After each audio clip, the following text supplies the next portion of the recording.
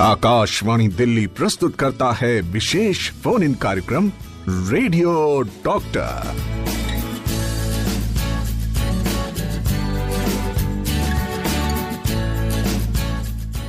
नमस्कार। Radio doctor के आज के अंक के साथ आपकी दोस्त शालिनी मित्तल स्वीकार करिए मेरा प्यार भरा नमस्कार। कैसे हैं आप सब? हमें इंतजार होता है आपका और उम्मीद है आप भी इंतजार करते हैं ना हमारा, क्योंकि हम ये कार्यक्रम आपके लिए ही तो लेकर आते हैं।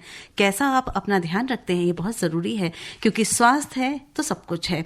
और आज जो विषय आप सुनेंगे वो हम सबसे जुड़ता है, क्योंकि आज हम बात कर रहे हैं हेल्दी एजिंग पर। हेल्दी एजिंग यानी जब हम उम्र दराज हों तो हम स्वस्थ हों और हम अपने जो सब कार्य हैं वो ठीक से कर पाएं। एक ऐसी प्रक्रिया होती है हैप्पी एजिंग या हेल्दी एजिंग, जिसमें व्यक्ति वृद्धावस्था में भी उन गतिविधियों को करने में सक्षम रहता है जो उसके लिए मायने रखती हैं। साथ ही शारीरिक और मानसिक रूप से भी वो स्वस्थ रहता है। कैसा उसका आहार व्यवहार होना चाहिए, कैसे उसे व्यायाम करना चाहिए, कैसे अपने स्वास्थ्य की देखभाल करनी चाहिए, ये सारे विषयों की जानकारी आपको आज इस कार्यक्रम के माध्यम से मिलेगी। और आपसे हम इंट्रोडक्शन कराएंगे अपने रेडियो डॉक्टर का। तो हमारे साथ आज स्टूडियो में हमारे रेडियो डॉक्टर हैं डॉक्टर संजय कुमार। आप प्रोफेसर एंड हेड हैं department of emergency medicine, Lady Hardinge Medical College, New Delhi में। बहुत बहुत स्वागत है डॉक्टर साहब आकाशवाणी के स्टूडियो में आपका। धन्यवाद। और साथ ही हमारे इस कार्यक्रम में हमारी दोस्त, हमारी कुलीग उपासना भी साथ में। उपासना, तुम्हारा भी स्वागत है। बिल्कुल, सबका स्वागत है और डॉक्टर साहब का हार्दिक स्वागत है। और आज का जो विषय है बहुत ही अच्छा शालिनी जी आपने चुना है, और इसमें हम बात करेंगे बुढ़ापे की। और कहते भी हैं कि बुढ़ापा बोझ नहीं बल्कि अनुभव का खजाना है, और बुजुर्गों का सम्मान ही हमारी असली संस्कृति है, और उनके आशीर्वाद से घर परिवार की खुशियां हमें मिलती हैं, ये तो हम जानते ही हैं। बहुत सही बात कही। और देखो, हमारे श्रोता जो हैं, जो इस कार्यक्रम से प्रतिदिन जुड़ते हैं, वो अपने सवालों को तैयार करना शुरू कर रहे होंगे। पर डॉक्टर साहब, सबसे पहले मुझे बता दीजिए और हमारे श्रोताओं को, व्हाट इज हेल्दी एजिंग? किसे कहते हैं स्वस्थ बुढ़ापा? देखिए, हेल्दी का जो डेफिनेशन, जो WHO का डेफिनेशन है, वो ये है कि सिर्फ बीमारी, एब्सेंस ऑफ बीमारी ही हेल्दी बुढ़ापा या हेल्दी लाइफ नहीं होता। इसमें आपका स्पिरिचुअल हेल्थ भी ऐड है।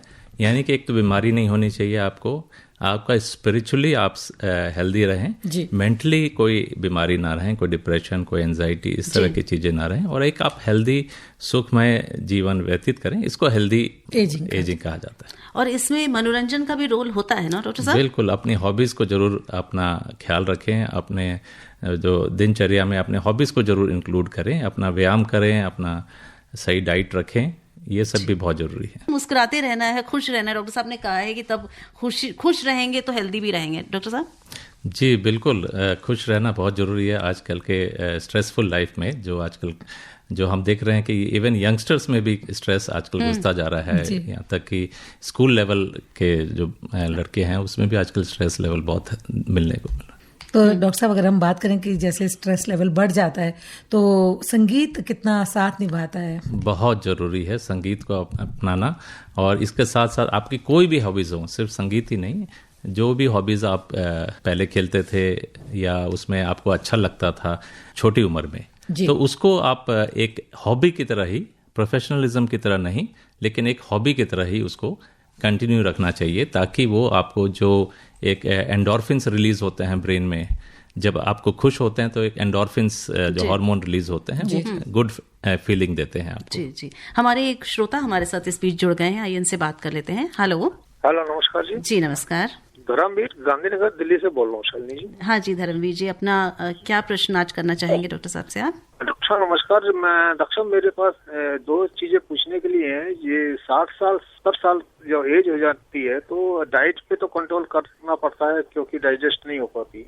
अगर वह व्यक्ति एक्सरसाइज भी करता आ रहा हो और कंटिन्यू कर रहा हो, क्या एक्सरसाइज में भी उसको कंट्रोल करना पड़ेगा? जैसे कि होम जिम करते हैं, डंबल वगैरह और एक्सरसाइज करते हैं, तो इन चीजों में भी उस व्यक्ति को जो एज है पर वो कंटिन्यू, उसकी हैबिट है, वो करते हैं, बिगड़ उसके रह नहीं सकते। अगर उनको समय जहाँ भी मिलता है अपनी गाड़ी में वो डंबल और भी सामान जो होता है एक्सरसाइज का वो रखते हैं, ये करना ठीक रहेगा क्योंकि इनकी हैबिट है? इसके बारे में आपसे राय लेंगे। जी धर्मवीर जी, बहुत अच्छा क्वेश्चन पूछा आपने कि देखिए, ये तो आपने बोला कि जो लोग हैबिट में रहते हैं वो मतलब काफ़ी सालों से ये काम कर रहे हैं। और तो ऐसा उनको अगर कोई दिक्कत नहीं है, उनको कोई जोड़ों में दिक्कत नहीं है, खास करके क्योंकि ओल्ड एज में जोड़ों की प्रॉब्लम आती है, या फिर हड्डियों में कोई दिक्कत नहीं है, दर्द वगैरह कहीं नहीं है, तो उनको ये चीज़ कंटिन्यू करना चाहिए, क्योंकि इससे उनकी मांसपेशियां स्ट्रांग होंगी और बल्कि उनको जॉइंट प्रॉब्लम्स या हड्डियों की प्रॉब्लम्स काफ़ी देर के बाद अगर हुआ भी तो होगा। और ये क्योंकि एक्सरसाइज करने से जो आपकी मांसपेशियां स्ट्रांग होती हैं और आपका ओवरऑल जो वेलबींग है वो भी काफ़ी अच्छा होता है। जी, ऐसा ही एक प्रश्न हमारे पास व्हाट्सएप के माध्यम से भी आया डॉक्टर साहब। प्रकाश जी लिख रहे हैं रोहिणी दिल्ली से कि डॉक्टर साहब मैं 72 ईयर्स ओल्ड हूँ, my sugar is on border line, थोड़ा बीपी हायर साइड पर है, अदरवाइज मैं फिट हूँ, how much time I need to do exercise and walking? देखिए, इसका मिनिमम क्राइटेरिया जो सेट है वो जो होता है 30 मिनट्स, जो कहते हैं कि कम से कम दिन में 30 मिनट्स आपको एक्सरसाइज या चलना चाहिए। और उसका मैक्सिमम तो लिमिट है नहीं। अगर आप 30 मिनट्स मिनिमम कर रहे हैं, डेली कर रहे हैं और आपको कोई दिक्कत नहीं है, तो इसमें आपको बीपी और शुगर दोनों में आपको एक्सरसाइज करने से काफ़ी राहत मिलेगी और आपका बीपी भी कंट्रोल होगा, शुगर भी कंट्रोल होगा। जी। और शालिनी जी, एक मैसेज आया हमारे पास नेहा जी का देहरादून से। वो लिख रहे हैं कि जो उनकी मदर हैं वो 70 साल की हैं और उनको आर्थराइटिस है और आर्थराइटिस जी हाँ जी। और साथ ही डॉक्टर ने उन्हें नी रिप्लेसमेंट करने की भी सलाह दी है और वो भी सर्जरी करने के लिए तैयार नहीं है। और क्या कोई ऐसा अल्टरनेट ट्रीटमेंट है इसके लिए? हाँ, और उन्हें बीपी भी हाई रहता है। जी देखिए, इस एज में जो अगर उनका वजन ज़्यादा है, क्योंकि सारा वजन आपका जो होता है वो घुटनों पे पड़ता है और कमर पे पड़ता है, तो सबसे पहले जो घुटने काम करना बंद कर देती हैं या दर्द उसमें स्टार्ट हो जाता है, या फिर जिसको कहते हैं ऑस्टियोआर्थराइटिस, या फिर कमर में प्रॉब्लम स्टार्ट हो जाती है। तो ऐसे कंडीशन में अगर डॉक्टर कह रहे हैं कि नी रिप्लेसमेंट करना पड़ेगा, इसका मतलब काफ़ी सीवियर डिजीज़ है और वो काफ़ी हद तक वो डैमेज हो गए हैं। ऐसे में लास्ट रिजॉर्ट के तरह से आप फिजियोथेरेपिस्ट से मिलके आप एक एक्सरसाइज प्रोग्राम स्टार्ट कर सकते हैं, जिससे थोड़ा सा आपको ज़रूर मदद मिलेगी पेन में, रिलीफ में, और थोड़ा सा मांसपेशियां जो नीज के आसपास जो मांसपेशियां उसको स्ट्रेंथन करने में। और अगर आप बाई चांस आगे आपकी सर्जरी भी होती है तो उसमें भी ये जो अगर मांसपेशियां स्ट्रांग रहेंगी आसपास की तो वो उसमें हेल्प करेंगे। जैसे डॉक्टर साहब इन्होंने ऑस्टियोआर्थराइटिस की बात की है जो बढ़ती उम्र में ही ज्यादा होता है, तो मैं ये जानना चाहूंगी कि महिलाओं को कौन कौन सी ऐसी खास तौर पर शारीरिक परेशानियां होती हैं जब उम्र बढ़ती है? जी देखिए, खास करके महिलाओं को बोन प्रॉब्लम्स जैसे ही मेनोपॉज होता है उसके बाद से जो हार्मोनल चेंजेस आते हैं उसमें जो बोन प्रॉब्लम्स यानी कि ऑस्टियोपोरोसिस, ऑस्टियोमलेशिया, ये चीज़ें थोड़ा सा ज़्यादा हो जाती है। विटामिन डी की डेफिशिएंसी हो जाती है। ऑस्टियोपोरोसिस में आपके जो बोन्स हैं वो काफ़ी पोरस जैसे कि स्पॉन्ज की तरह हो जाते हैं, यानी कि जैसे स्पॉन्ज में बीच बीच में होल्स होते हैं, तो उस तरह से। तो ये बेसिकली प्रोटीन के साथ साथ आपका जो मिनरल्स है, कैल्शियम, फॉस्फेट, ये सब की कमी हो जाना, विटामिन डी की कमी होना, इसके वजह से फीमेल्स ज़्यादा प्रोन होती हैं। साथ में जो एक्सरसाइज कम करते हैं लोग, प्रोटीन की मात्रा पूरी नहीं लेते हैं, विटामिन डी का एक्सपोजर यानी सन एक्सपोजर पूरा नहीं रहता है।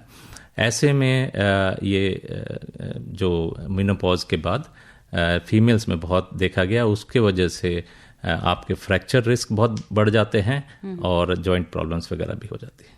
तो डॉक्टर साहब कोई ऐसा उपाय बता दीजिए कि जिससे जो हमारी महिलाएं हैं वो पहले से सचेत हो जाएं कि उन्हें इस तरह की प्रॉब्लम आने वाली है, वो क्या करें, कैसे तैयार रहें? जी, अपना जो विटामिन डी लेवल चेक करा सकते हैं, और सबसे इम्पॉर्टेंट चीज़ है कि एक्सरसाइज का एक प्रोग्राम बनाएं जो मिनिमम 30 मिनट्स का जो एक्सरसाइज है, जो उससे ज़्यादा ही अगर कर सकते हैं नियमित तौर से तो आप ज़रूर करें, क्योंकि एक्सरसाइज ही एक तरीका है जिससे ऑस्टियोपोरोसिस या ऑस्टियोआर्थराइटिस को रोका जा सकता है।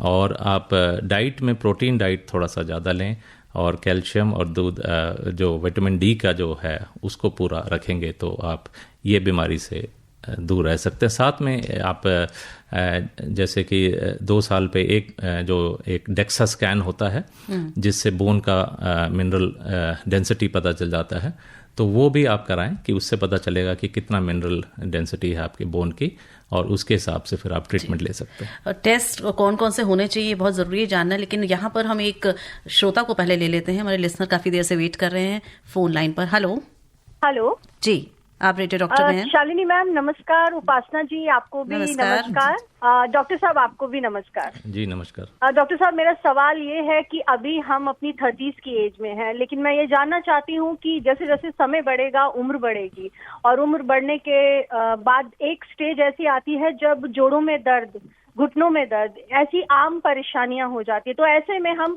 अभी से ऐसा क्या कर सकते हैं कि बढ़ती उम्र में जब हम इस स्टेज पे आए जो आज का हमारा विषय है, उस स्टेज पर हमारी हड्डियां ठीक रहे, कम से कम हम उठ बैठ सके, चल फिर सके बिना सहारे के। पूजा जी आप फोन लगा रही थी, आप फोन पे थी, तो यही डॉक्टर साहब बता रहे थे, अभी जस्ट इसी का जवाब उन्होंने दिया है। डॉक्टर साहब शॉर्ट में फिर से बता दें। जी, सबसे इम्पोर्टेंट चीज़ है कि आप वेट को अपना कंट्रोल रखें, क्योंकि सारा वेट मैंने बताया कि हड्डियों पे, खास करके आपके नीज पे और आपके कमर पे, लोअर बैक पे पड़ता है। तो ये चीज़ें जल्दी, ये जो जॉइंट्स हैं ये जल्दी ख़राब हो जाते हैं, इनमें प्रॉब्लम जल्दी आ जाती है। तो वेट का आप नियंत्रण रखें और अपना डाइट पूरा रखें, कैल्शियम, विटामिन डी का पूरा डाइट रखें। व्यायाम जो है, एक्सरसाइज बहुत ज़रूरी है इसमें, इस बीमारी को प्रोलॉन्ग करने में, या फिर नहीं ये कभी डेवलप ना हो, उसके लिए एक्सरसाइज, रूटीन एक्सरसाइज बहुत ज़रूरी है। बहुत बहुत धन्यवाद। हमारे एक और श्रोता। हेलो जी नमस्कार। जी नमस्कार। मैं जयकिशन अग्रवाल साइकिल मार्केट चांदनी चौक से बोल रहा हूँ। जी बताएं। आपको डॉक्टर साहब को नमस्कार करता हूँ। जी नमस्कार। मेरे 3 क्वेश्चन है। पहला क्वेश्चन ये है, कहते ये हैं कि भाई जवानी में जो खाओगे वो बुढ़ापे के अंदर काम आएगा, क्या ये सही बात है? मेरी एज 81 साल है। हम अपनी जवानी के अंदर 18-19 साल में गन्ने भी चूसते थे, गंडेरी भी चूसते थे, चने भी खाते थे, दातुन भी करते थे, साइकिल भी चलाते थे, और अब हम सर की दर्द की गोली भी नहीं खाते हैं। लेकिन मेरा दूसरा क्वेश्चन ये है कि एक बुढ़ापे के अंदर कितना हीमोग्लोबिन होना चाहिए जिससे कि आदमी जो है वो स्वस्थ रहे? और तीसरा मेरा क्वेश्चन ये है कि आदमी को कितना पैदल चलना चाहिए जिससे कि वो अपने आराम से अपनी जिंदगी को काट सके और खुश रह सके? ये मेरा क्वेश्चन है। जी डॉक्टर साहब बताएं। जी, जो खाओगे वो काम करेगा, ये बहुत बिल्कुल अच्छी बात है, और बिल्कुल काफ़ी हद तक सही भी है ये कि जो आप, जैसा आप जवानी में और मिडिल एज में आप करते हैं, वही चीज़ें, वही आपकी जो लाइफस्टाइल है वो एल्डरली में भी वही चीज़ें रहती हैं। अगर आप एक्सरसाइज नहीं करते हैं तो देखा जाता है कि एल्डरली में भी आप, जब ओल्ड एज आता है तो आप एक्सरसाइज नहीं करते हैं, और खान पान भी, तो एकदम से ड्रास्टिक चेंज करना वो बड़ा मुश्किल होता है, लेकिन धीरे धीरे उस पर चेंज किया जा सकता है। तो सबसे पहले तो ये है कि आप अच्छा आहार लें, बैलेंस डाइट लें जिसमें प्रोटीन हो, आपके वेजिटेबल्स हों, साथ में फ्रूट्स हों, कैल्शियम और विटामिन डी का भी इसमें बहुत ख्याल रखें, और नियमित तौर से एक्सरसाइज करें। तो ये सारी प्रॉब्लम मैंने जैसे बताया कि ओल्ड एज में जो जोड़ों की या जो आपकी जो ऑस्टियोआर्थराइटिस है, ऑस्टियोपोरोसिस है, ये सब चीज़ें प्रॉब्लम नहीं होती। जहाँ तक हीमोग्लोबिन की बात है, फीमेल्स में देखिए मेनोपॉज के बाद जो हीमोग्लोबिन होता है ऑलमोस्ट मेल्स के बराबर ही आ जाता है। तो कहीं भी 12-13 के आसपास अगर फीमेल का है तो नॉर्मल माना जाएगा, और 13 मेल्स में 13-14 के आसपास है या उससे ज़्यादा है तो वो नॉर्मल माना जाएगा। और पैदल, जहाँ तक कि पैदल चलने की बात है, मैंने बताया कि 30 मिनट्स मिनिमम वॉकिंग होना चाहिए, ब्रिस्क वॉकिंग करना है, जितना तेज़ चल सके आपका जो अलाउ करता है, ये नहीं कि भागना नहीं है, लेकिन जितना तेज़ आप चल सके तेज़ चलिए आधे घंटे के लिए डेली। जी, हमारे साथ जुड़ने के लिए बहुत बहुत धन्यवाद। और शालिनी जी, एक मैसेज हमारे पास आया है श्रीनगर JNK से, हमारे साथ ही हैं तौसीफ अहमद, और वो लिख रहे हैं कि मेरा प्रश्न ये है कि I am getting all the nutrition I need, मैं कैसे मुझे पता चले कि जो मैं खा रहा हूँ उससे मुझे पोषण मिल रहा है या नहीं? खान पान की बात हो रही है डॉक्टर साहब, न्यूट्रिशन जानना चाहते हैं हमारे दोस्त की, न्यूट्रिशन हमें मिल रहा है कि नहीं, इसके लिए कैसे नाप तोल की जाए? देखिए, इसमें जो बैलेंस डाइट का मतलब ये है कि आपके कार्बोहाइड्रेट्स और प्रोटीन्स और आपके फैट का जो परसेंटेज वाइज बैलेंस्ड है, इसके साथ साथ आपको रफेज यानी फाइबर्स भी मिल रहे हैं, न्यूट्रिएंट्स भी मिल रहे हैं in the form of vegetables, from vegetables या फिर फ्रूट्स से। इसके साथ डेयरी प्रोडक्ट्स, आपको जो प्रोटीन डाइट है वो सब पूरा मतलब एक बैलेंस्ड फॉर्मुलेशन में मिल रहा है। कोई भी एक पदार्थ आपको पूरा न्यूट्रिशन नहीं देता है। इसके लिए अगर आप कहीं गूगल सर्च करेंगे तो भी, और नहीं तो आप डाइटिशियन से मिल सकते हैं, वो आपका एक बैलेंस्ड वो बता सकते हैं आपको। और दूसरा है कि आप ब्लड टेस्ट करके भी जान सकते हैं कि आपके हीमोग्लोबिन कैसा है, आपके विटामिन डी, कैल्शियम लेवल कैसा है, और अन्य जो पैरामीटर्स हैं आपके वो कैसे हैं, उससे भी थोड़ा आइडिया लग सकता है। जी, आपने स्क्रीनिंग की बात की, आपने ब्लड टेस्ट की बात की। डॉक्टर साहब, यहाँ पे ये जानना चाहूँगी कि जैसे किस उम्र में कितनी फ्रीक्वेंसी में ये स्क्रीनिंग होनी चाहिए, ईयरली होनी चाहिए कि मंथली होनी चाहिए, ये बताइए थोड़ा सा। जी, जैसे कि ब्लड प्रेशर आजकल काफ़ी ब्लड प्रेशर, शुगर काफ़ी प्रेवलेंट हो गया है। आजकल तो कह रहे हैं कि यंग हाइपरटेंशन भी बहुत कॉमन हो गया है, लेकिन 40 साल के उम्र के बाद से आप 40 और 45 के बाद से आप बीपी, शुगर एक बार तो ज़रूर कर लें, और बीपी एवरी ईयर करें। शुगर आप 3 ईयरली जांच कर सकते हैं। इसके साथ साथ आप अपना चर्बी की जो ब्लड में जो चर्बी की जो जांच होती है, लिपिड प्रोफाइल जिसको कहते हैं, वो भी आप एक बार तो ज़रूर जांच कर लें। अगर नॉर्मल है तो फिर उसको 5 साल बाद 5-5 साल पे कर सकते हैं। और ये कम्प्रिहेंसिव टेस्ट होता है। अगर आप किसी भी डॉक्टर के पास जाएंगे तो वो पूरा किडनी का टेस्ट भी करते हैं, आपके आँखों का जांच भी होता है कि कहीं कैटरेक्ट डेवलप तो नहीं हो रहा है। हियरिंग का भी एक बार 60 साल के बाद आप ज़रूर एक बार कर लें। आई चेकअप 60 साल के बाद ज़रूर कर लें। और इसके साथ साथ आपके डेंटल की प्रॉब्लम्स भी देखने को मिलती है ओल्ड एज में, तो डेंटल चेकअप भी फ्रीक्वेंटली आपको 40 पे एक बार तो पहली बार डॉक्टर को मिल लेना चाहिए, और उसके बाद फिर आपको जैसे दिक्कत हो वैसे मिलना चाहिए। साथ में जो फीमेल्स में देखा गया है ब्रेस्ट का कैंसर के चांसेस, स्पेशली अगर उनके फैमिली में किसी को हो चुका है पहले, तो उसमें काफ़ी हाई रिस्क में रहते हैं। तो ब्रेस्ट का एग्जामिनेशन, सेल्फ एग्जामिनेशन बहुत ज़रूरी है। साथ में मेमोग्राफी जो ईयरली, जो 2 ईयरली या ईयरली करते हैं आफ्टर 40 या 45 ईयर्स के बाद, वो भी कराना होता है। और साथ में जैसे सर्विक्स कैंसर जो होता है कि बच्चेदानी का मुंह का जो कैंसर होता है, वो आजकल हम जो पेप स्मीयर होता है वो करते हैं। पहला जो पेप स्मीयर आपका 25-30 साल पे हो जाना चाहिए, उसके बाद आप 3 से 5 साल पे एवरी 3 to 5 ईयर्स आप करा सकते हैं। ह्यूमन पेपिलोमा वायरस का भी जांच आप करा सकते हैं, जो डॉक्टर्स यूजुअली लिखते हैं।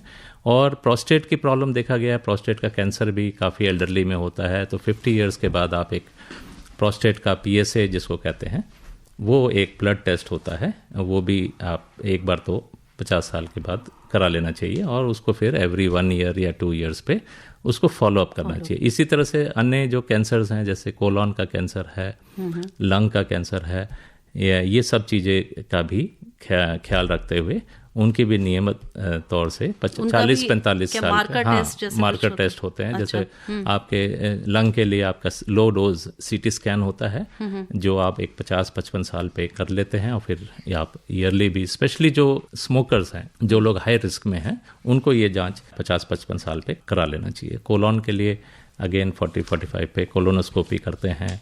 और ऑस्टियोपोरोसिस के लिए अगेन डेक्सा स्कैन है, जैसे कि मैंने बताया कि 2-3 साल पे उसको रिपीट कर लेते हैं, ताकि हमें बोन हेल्थ का पता चलता रहे। तो डॉक्टर साहब ने बहुत अच्छी बातें बताई शालिनी जी, जिनसे विस्तार से हमें पता चला इस बारे में। जी जी। एक श्रोता है हमारे साथ, तो आइए बात करते हैं इनसे। हेलो। हाँ, नमस्कार मैम। नमस्कार जी, बताइए। मेरे को डॉक्टर साहब से मेरा क्वेश्चन है कुछ। मैं बैडमिंटन प्लेयर हूँ और मेरे एंकल में हमेशा दर्द रहता है खेलने के बाद, तो इसका क्या कारण हो सकता है, उसके रिगार्डिंग। मुकुंद जी, इसमें जो एंकल जो आपको इंजरी, या तो कभी बैडमिंटन खेलते हुए कभी इंजरी ट्विस्टिंग हुई है, जिसके वजह से कोई लिगामेंट या कोई टेंडन में इंजरी हुई है, तो लिगामेंट काफ़ी, क्योंकि वो वेस्कुलर होता है, उसमें ब्लड सप्लाई नहीं जाता है, तो लिगामेंट की जो रिपेयर होता है वो बहुत देर में होता है या नहीं भी होता है।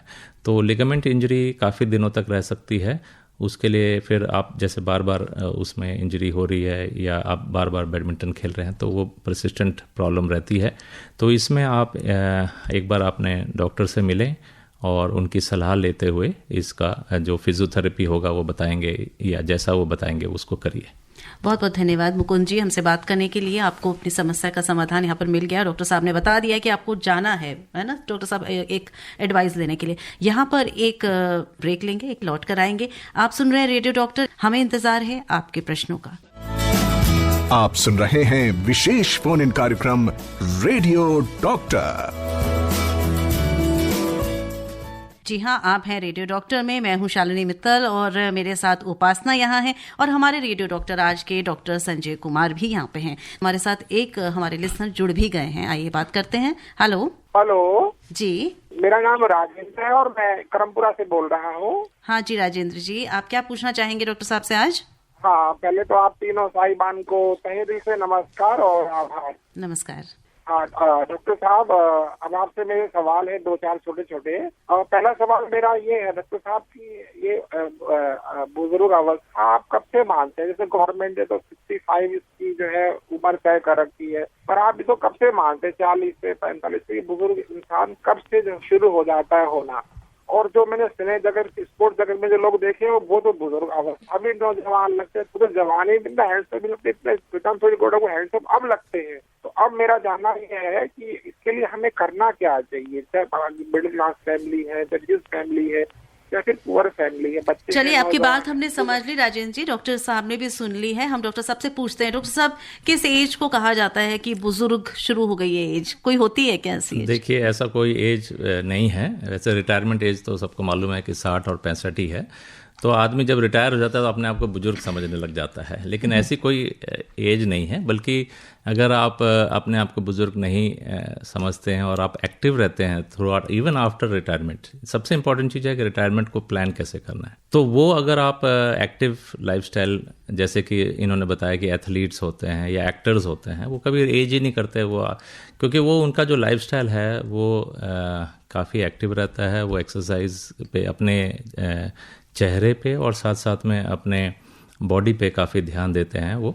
तो उनका नियम तौर से एक्सरसाइज होता है और खान पान पर भी काफ़ी उनका ध्यान रहता है। तो ये सब करके आप जो ये ओल्ड एज है उसको आप डिले कर सकते हैं या नहीं, उसको काफी देर। और डॉक्टर साहब, वैसे हम सुनते ही रहते हैं age is just a number, और अगर दिल जवां तो जवां ही है। एग्जैक्टली ये भी कहा जाता है। और साथ में ये भी कि आप अगर सोचते हो तो आप वैसे हो जाते हो। अगर आप अपनी लाइफ को यंग की तरह से ही बात करो या ट्रीट करो, या जैसा आप कह रहे हैं एक्टिव रहो, तो शायद डिले भी हो सकता है और कोई कहे भी नहीं। और आजकल ये भी एक नई थ्योरी आ गई है कि जैसे मैंने सुना है 40s is the new young age, 50s is the new middle age, 60s the new. तो ये भी कहा जाता है डॉक्टर साहब? जी बिल्कुल, ये बिल्कुल कहा जाता है। जो लोग इस तरह की सोच रखते हैं उनको सलाम है, क्योंकि वो लोग ही ऐसे हैं लोग जो कभी ओल्ड एज में जब जाते हैं तब भी वो उसको चुनौती देते हैं। जी जी बिल्कुल। और मैं खुश इसलिए इतना हो रही हूँ उपासना, हमारे कार्यक्रम को लोग पसंद करें। देखो ये मैसेज पढ़ के बता दो हमें। हाँ बिल्कुल।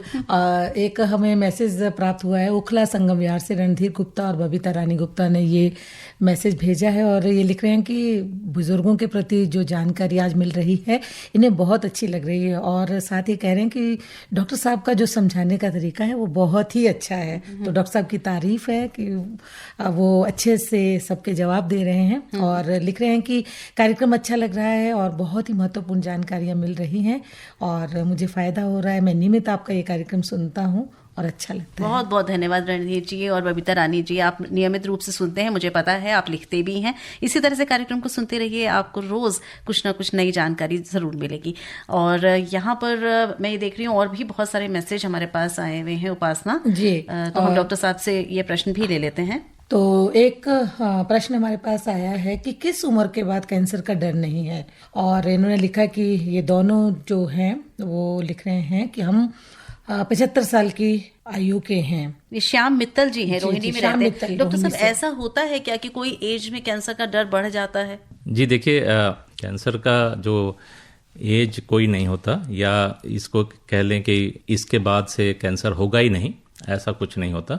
बट ये देखा गया है कि जैसे जैसे जो आपकी एज बढ़ती है तो कैंसर के रिस्क भी काफ़ी बढ़ने लग जाते हैं। इसलिए स्क्रीनिंग जो है आपके 40, 50, 60 के बाद से कुछ टेस्ट्स हैं जो स्क्रीनिंग आपको नियमित तौर से करा लेनी चाहिए। खास करके जो फीमेल में है, ब्रेस्ट कैंसर का ले लीजिए, या बच्चेदानी का मुंह का कैंसर हो गया, या खुद बच्चेदानी का ओवरी का कैंसर है, ये हो गया। फेफड़े का कैंसर फीमेल्स में 3rd नंबर पे आता है। इसी तरह से मेल्स में जो फेफड़े का कैंसर है, प्रोस्टेट का कैंसर है, और उनमें भी ब्रेस्ट का कैंसर हो सकता है कुछ हद तक, और कोलोन कैंसर है। ये सारी कैंसर्स का जो नियमित तौर से जांच करते रहना चाहिए ताकि ये पहले ही स्टेज में पकड़ा जा सके।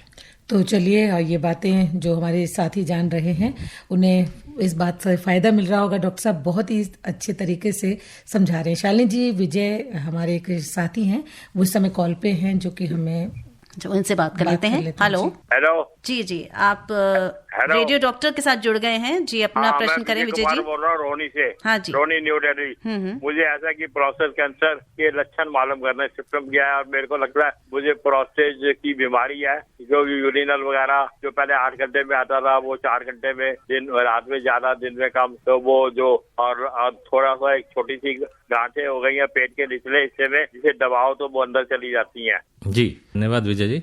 ये जो प्रोस्टेट का जो कैंसर होता है, इसमें जो आपका जो यूरिन का रास्ता होता है, जहाँ से यूरिन निकलता है, वहाँ पे ये प्रोस्टेट रहता है। तो जब ये बढ़ता है तो एक होता है कि सिर्फ बढ़ रहा है वो, उसमें कैंसर नहीं है, और एक होता है कि बढ़ने के साथ साथ कैंसर भी है। तो जो सिर्फ बढ़ता है उसमें रुकावट महसूस होती है, यूरिन की धार पतली हो जाती है, उसको समय लगता है पेशाब करने में, या पेशाब की काफ़ी देर में निकलता है, और बाद में वो बूंद बूंद भी गिरता है। तो ये सिम्टम्स होते हैं जब प्रोस्टेट बढ़ जाता है, जिसको हम कहते हैं कि BPH कहते हैं, जिसका आमतौर पे 50 साल के बाद से ये जैसे जैसे एज बढ़ता है तो ये काफ़ी कॉमन डिजीज़ है।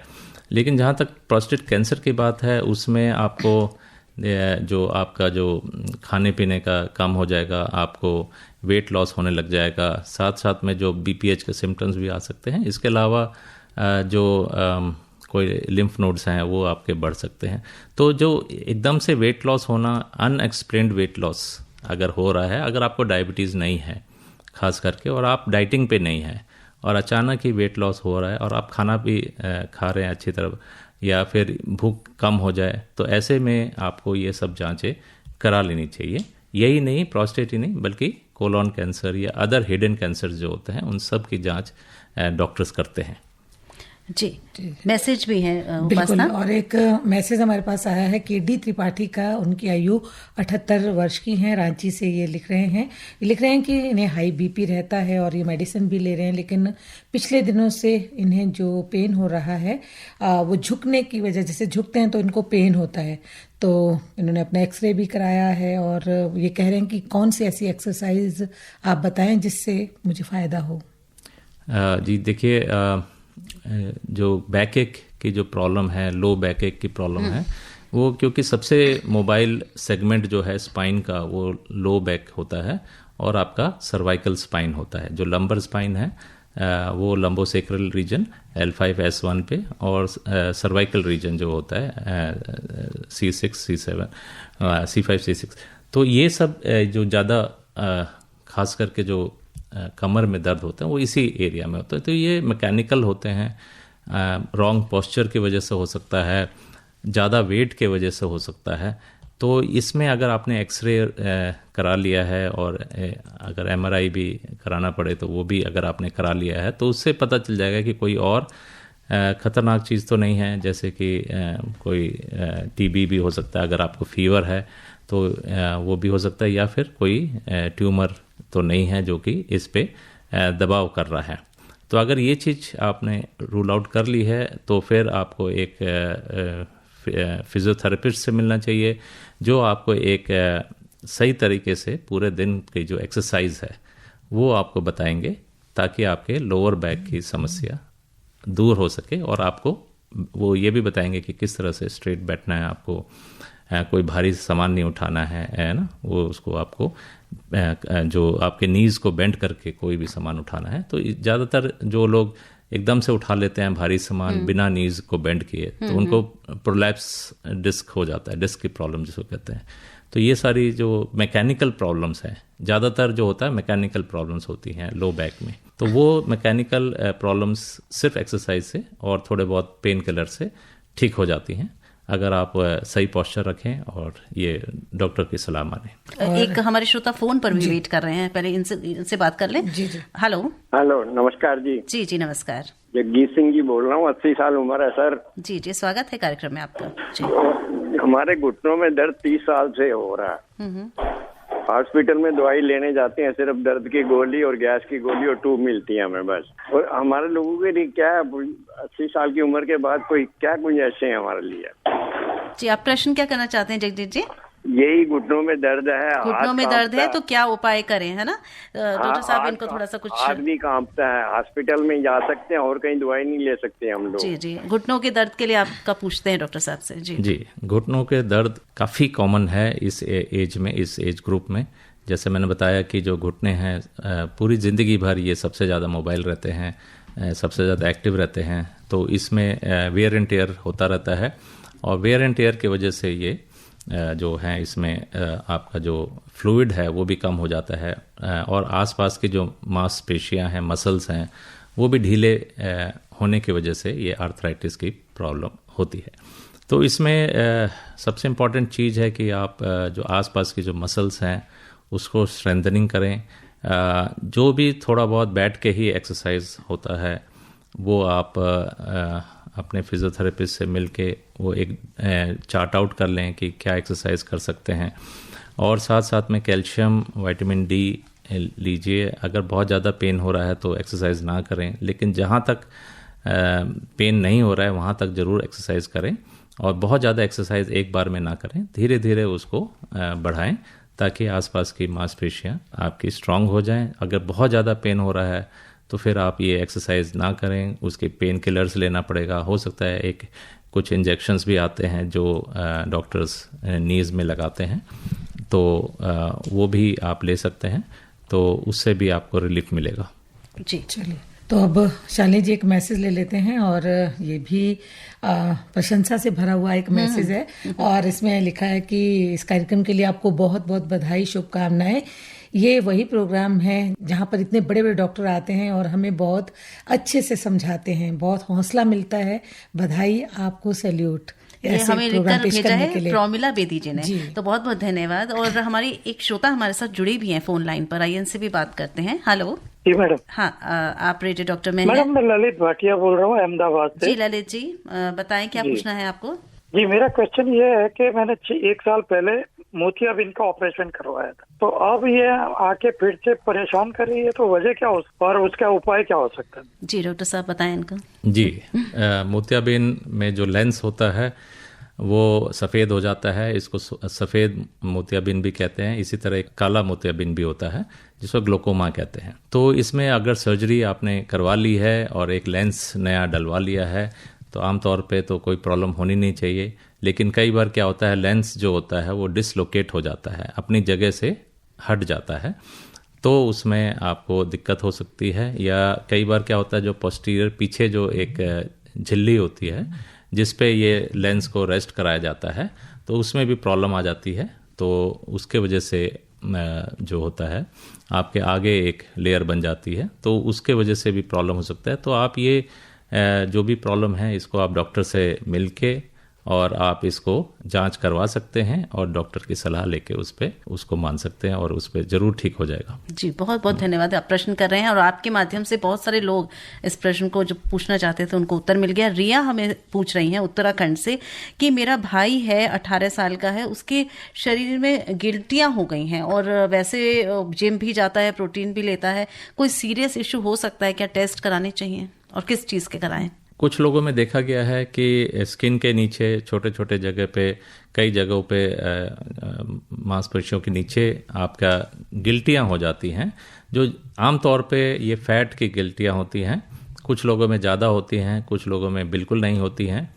तो ये एक कोई भी गिल्टी का आप जांच करा लें, FNAC कहते हैं उसको, नीडल से वो जांच होती है, और अगर वो फैट की गिल्टी है तो फिर कुछ करना नहीं है, कॉस्मेटिक सर्जरी होता है। अगर आपको कुछ ऐसी जगह पे है जहाँ पे आपको अच्छा नहीं लग रहा है तो वहाँ से वो गिल्टी हटा सकते हैं, अन्यथा उसको वैसे ही छोड़ा जा सकता है। जी डॉक्टर साहब, शुरू में हमने बात जब शुरू की थी तो आपने बताया था कि शारीरिक रूप से स्वस्थ रहना जरूरी है लेकिन मानसिक रूप से भी बहुत ज़रूरी है।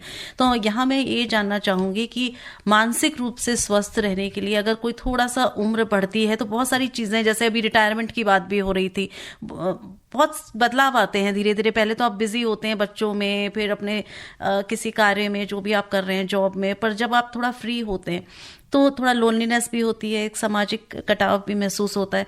मानसिक रूप से स्वस्थ रहने के लिए क्या किया जाए? सबसे पहले है कि रिटायरमेंट से पहले आप मेंटली उसको प्लानिंग करें कि आपको रिटायरमेंट के बाद क्या आपकी जो लाइफस्टाइल होगी वो कैसी होगी, और साथ साथ में अपने आप को बिल्कुल अकेला नहीं होने दें पूरे दिन भर। जैसे जो 2 लोग रह जाते हैं, बच्चे तो चले गए, विदेश चले गए या कहीं और दूसरे शहर में चले गए, तो फिर जो कपल्स रहते हैं वो अकेले रह जाते हैं। तो इस तरह से आप कोई क्लब ज्वाइन कर लें, कोई एक फ्रेंड ग्रुप ज्वाइन कर लें, या फिर आजकल ऑनलाइन भी काफ़ी फ्रेंड ग्रुप्स हैं जिस पे आप मिलके उनके साथ आप, और अपने हॉबीज़ को ज़रूर उस समय आप अपने हॉबीज़ को रीलिव कर सकते हैं जो आपके बचपन में आपको, जैसे आप गोल्फ खेलते थे या चेस खेलते थे या कोई भी हॉबी है, आप उसको रीलिव कर सकते हैं, म्यूज़िक को सुन सकते हैं। और पॉजिटिव एटीट्यूड, पॉजिटिव थिंकिंग, कभी भी नेगेटिव थिंकिंग ना आने दें। इससे आपका क्या होगा कि एंजाइटी होगी वो नहीं होगी, और स्लीप प्रॉब्लम्स काफ़ी देखा गया है कि स्लीप प्रॉब्लम्स हो जाती हैं, वो भी नहीं रहेंगी। तो आप अपने आप को बिजी रखें। सबसे इम्पॉर्टेंट चीज़ है कि अपने आप को पूरे दिन भर कुछ ना कुछ कार्य में, कुछ सामाजिक कार्य हो सकते हैं, कोई NGO ज्वाइन कर लें, उसमें भी जो आपको हम उम्र के लोग मिल जाएंगे जिनके साथ आप समय बिता सकते हैं।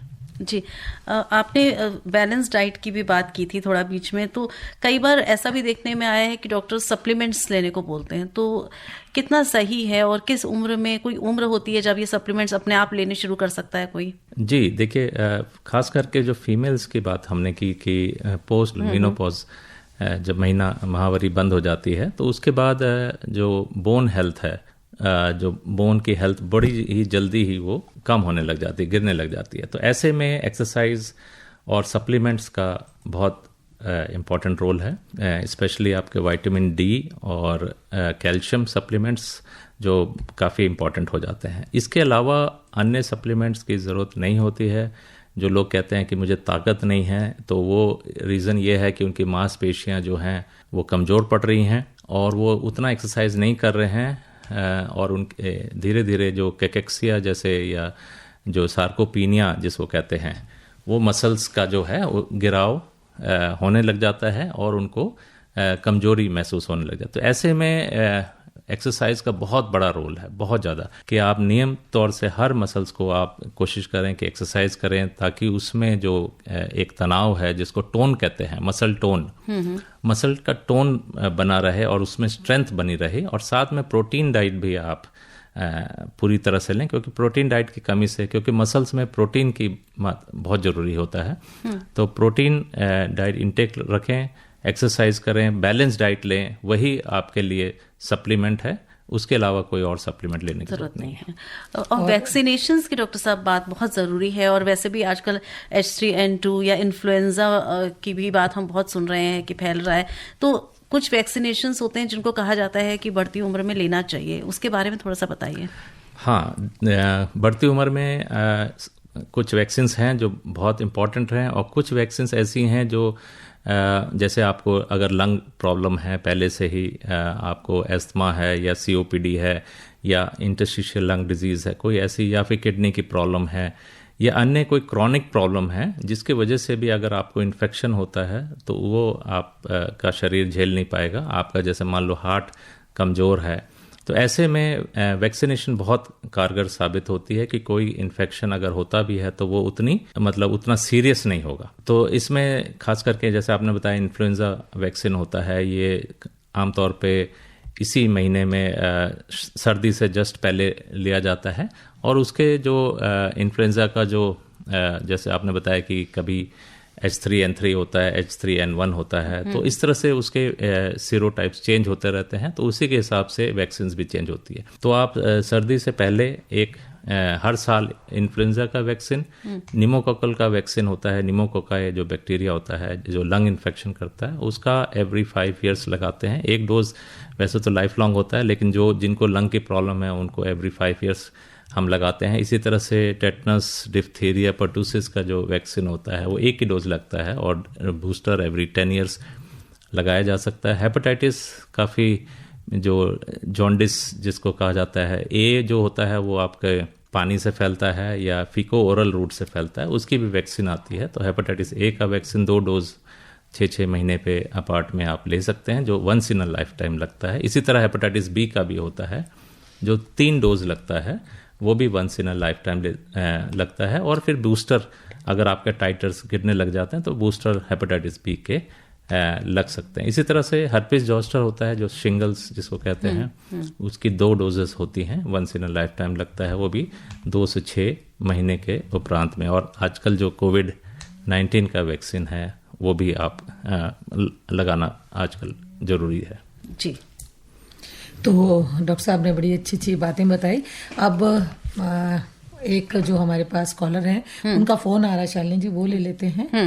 हेलो, नमस्कार मैडम जी, शालिनी मित्तल जी। जी नमस्कार, अपना नाम बता दीजिए। डॉक्टर साहब को भी नमस्कार जी। जी नमस्कार। मैं अजय बोल रहा हूँ जी कालका से। मेरे को अभी 18th मंथ हुए हैं, मुझे स्पाइनल टीबी हो गया था डॉक्टर साहब जी। वो स्पाइनल टीबी का कोर्स तो मैंने पूरा कर लिया। अब मेरे पीछे हड्डियों में, रीढ़ की हड्डी में दर्द रहती है और मेरी नसों में खिंचाव रहता है, वो मूवमेंट नहीं है जो होना चाहिए सर। जी अजय जी, देखिए स्पाइनल टीबी एक बहुत ही खतरनाक बीमारी है, और मेरे ख्याल से आपने 3 साल बताया, 3 साल पहले ये आपको हुआ था, तो अब तक तो इसका ट्रीटमेंट भी 1 ईयर के लिए रहता है, तो ये आप ले चुके होंगे 1 ईयर या 1.5 साल के लिए, तो ये ट्रीटमेंट आप ले चुके होंगे। और अब क्या है कि उसको आपको रिहैबिलिटेशन में, आप रिहैबिलिटेशन फेज़ में हैं, तो इसमें आपको दर्द रहता है, तो कहीं ना कहीं आपके कोई नस दब रही है या फिर अन्य कोई प्रॉब्लम है जिसकी वजह से ये दर्द आपको महसूस हो रहा है। और साथ में आपको बता रहे हैं कि उतनी मूवमेंट नहीं है स्पाइन में, क्योंकि जो रीढ़ की हड्डियां होती हैं वो जो टीबी होता है उसको गला देता है या उसको ख़त्म कर देता है, तो इसके वजह से तो आप दर्द को तो पहले, इसमें दर्द अगर हो रहा है तो आप एक्सरसाइज ना करें, पहले दर्द का निवारण करें। दर्द जब ठीक हो जाता है पहले उसका डॉक्टर से मिलके देखना पड़ेगा कि किस वजह से दर्द हो रहा है। अगर वो दर्द ठीक होने के बाद ही आप एक अच्छे फिजियोथेरेपिस्ट से मिलना होगा, और धीरे धीरे ही सही, लेकिन आपको व्यायाम, इसका जो आसपास की जो मसल्स हैं उसको स्ट्रेंथन करना होगा, ताकि जो वर्टिब्रा हैं वो आपके उसके आपस में ना टकराएं और ये आप पेन फ्री हो जाएं। धन्यवाद हमें प्रश्न करने के लिए। और एक मैसेज भी है उपासना। हाँ बिल्कुल, एक मैसेज जो मिला है हमें, विजय जी ने लिखा है, वो जानना चाह रहे हैं कि डायवर्टिकुली क्या होता है, इसके बारे में प्लीज़ हमें विस्तार से बता दें, और इसे कैसे हील किया जाएगा उसके बारे में भी डॉक्टर साहब से उन्होंने कहा है कि वो इन्हें बता दें, और किस तरह का खाना इसमें खाना चाहिए वो भी बता दीजिए।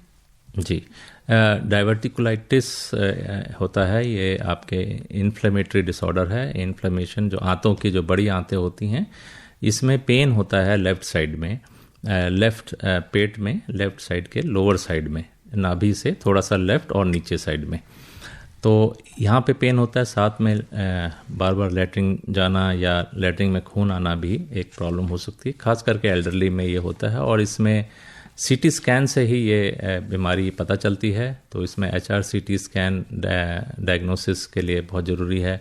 और ट्रीटमेंट में हम एंटीबायोटिक्स देते हैं, जिससे ये बीमारी ठीक हो जाती है। और जब बीमारी का इलाज चल रहा होता है तो लो फाइबर डाइट, पानी ज़्यादा पीने को बोलते हैं, और बाद में धीरे धीरे फाइबर डाइट आपकी इंक्रीज़ करते हैं, प्रोटीन डाइट और पानी की सेवन ज़्यादा करना होता है, और बैलेंस डाइट आपको खानी होता है। जी, हम सभी श्रोताओं का धन्यवाद देते हैं कि आज के कार्यक्रम को उन्होंने सुना, शामिल हुए। डॉक्टर साहब, चलने से पहले कुछ आप कहना चाहेंगे कि अब हम कार्यक्रम को समाप्त करने की दिशा में बढ़ रहे हैं, तो कुछ आपका इम्पोर्टेंट मैसेज हो तो आप जल्दी से बताएं। जी, बहुत इम्पोर्टेंट चीज़ है कि वेट अपना नियम तौर से जो आपका वेट होता है वो एक कंट्रोल में रखें, क्योंकि ज़्यादातर देखा गया है कि जो ओबेसिटी होता है आजकल, बहुत जो चाइल्डहुड ओबेसिटी है वो एडल्ट में चला जाता है और एडल्टहुड ओबेसिटी आपके ओल्ड एज में चला जाता है। तो खास करके जो पेट आजकल मैं देख रहा हूँ कि काफ़ी लोगों का निकला रहता है, हाथ पैर तो पतले रहते हैं लेकिन पेट बहुत निकला रहता है। तो ऐसे में ये बहुत ज़रूरी है कि पेट की जो मसल्स हैं वो काफ़ी वीक हो जाती हैं, तो वो अंदर की जो इंटेस्टीन है वो बाहर प्रोट्रूड करती हैं। तो डाइट पे पूरा ख्याल रखें। डाइट को, अगर आपका वेट ज़्यादा है तो डाइट को कम करें, कार्बोहाइड्रेट डाइट खास करके, मीठा ज़्यादा सेवन ना करें, नमक ज़्यादा सेवन ना करें, एक्सरसाइज करें, और ये जो पैरामीटर्स जो हैं सारे, ब्लड शुगर, बीपी, लिपिड और बाकी जो जांचें हैं जो एनुअली आपको एक बार ज़रूर करा लेनी चाहिए। और ख़ास करके जो कैंसर्स के जो रिस्क फैक्टर्स हैं उसको देखते हुए कैंसर का जो फॉलोअप स्क्रीनिंग है वो भी कराना चाहिए, और वैक्सीन्स भी बहुत ज़रूरी है, इसको कराना चाहिए। बहुत खास बातों पर, बहुत इंपॉर्टेंट बातों पर आज इस कार्यक्रम में डॉक्टर साहब ने जोर दिया है। हम रेडियो डॉक्टर में आज का विशेष अंक हेल्दी एजिंग पर हमने समर्पित किया था। हमारे साथ हमारे विशेषज्ञ थे डॉक्टर संजय कुमार। आप प्रोफेसर हेड हैं department of emergency medicine, Lady Hardinge Medical College, New Delhi में। बहुत बहुत धन्यवाद डॉक्टर साहब, आप समय निकाल कर यहाँ आए, इतनी महत्वपूर्ण जानकारी आपने हमारे श्रोताओं के साथ साझा की। अब आप शालिनी मित्तल और उपासना को अनुमति दीजिए, फिर मिलेंगे। नमस्कार डॉक्टर साहब। नमस्कार जी, धन्यवाद।